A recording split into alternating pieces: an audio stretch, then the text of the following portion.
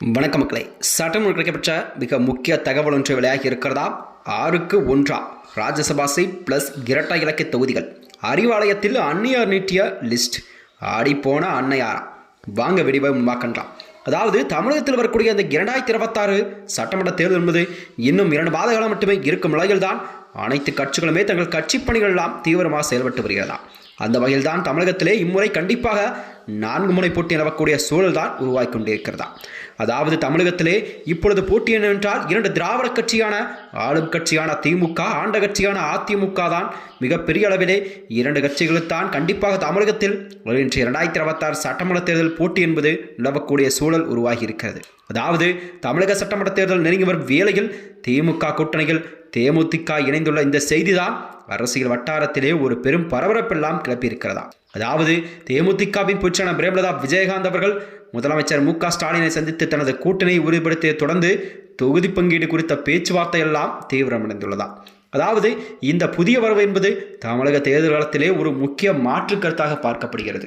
ஏனென்றால் முதல் முறையாக திமுகவுடன் இதுதான் முதல் முறை கூட்டணி என்பதை அனைவரும் அறிந்த ஒன்று ஆச்சரியமாக பார்க்கப்படுகிறதாம். இருப்பினும் தொகுதி பங்கீட்டில் தேமுதிக முன்வைத்துள்ள இந்த கோரிக்கையெல்லாம் திமுக தமிழைக்கு சவாலாக அமைந்திருக்கிறது. அதாவது தேமுதிக தரப்பிலோ ஒரு ராஜ்யசபா எம்பி பதவி மற்றும் இரட்டை இலக்க எண்ணிக்கையிலான சட்டமன்ற தொகுதிகள் கேட்கப்பட்டதாக தெரிகிறதாம்.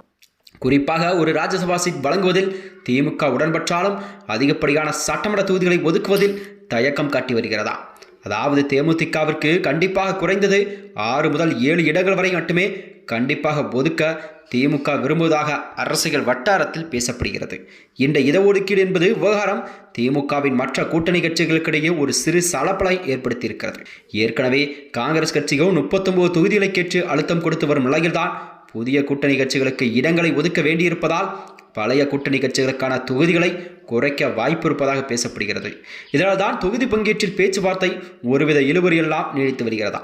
இந்த நிலையில்தான் தேமுதிகவின் இந்த வருகை என்பது திமுக கூட்டணிக்கு கூடுதல் பலம் சேர்க்கும் என்றாலும் எதிர்பார்க்கலாம் மற்ற கூட்டணி கட்சிகளை திருப்திப்படுத்துவது திமுகவிற்கு ஒரு பெரும் சவாலாக உள்ளதா. குறிப்பாக சொல்ல போனால் ஏற்கனவே திமுக கூட்டணி உள்ள கட்சிகளுக்கெல்லாம் தொகுதி பங்கீடு தொகுதிகள் என்பது இம்முறை கண்டிப்பாக அனைத்து தொகுதிகளும் குறைக்கப்படும் என்ற நிலையில்தான் திமுக தலைமை செய்திகள் வெளிவிட்டிருக்கிறதா.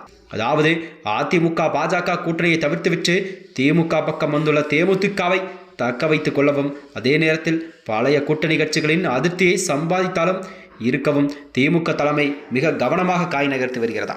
இந்த நிலையில்தான் வருகின்ற 2026 சட்டமன்ற தேர்தலில் தேமுதிக கேட்கும் இந்த தொகுதி என்பது கண்டிப்பாக இரட்டை இலக்கை தொகுதிகள் பிளஸ் ஒரு ராஜ்யசபா சீட் கண்டிப்பாக கொடுக்கப்படுமா என்ற நிலையில்தான் ஒரு கேள்விக்குறியாக பார்க்கப்படுகிறது. மேலும் இது போன்ற வீடியோக்களை தெரிந்து கொள்ள நமது சேனலை மறக்காமல் சப்ஸ்கிரைப் செய்து கொள்ளும். நன்றி, வணக்கம்.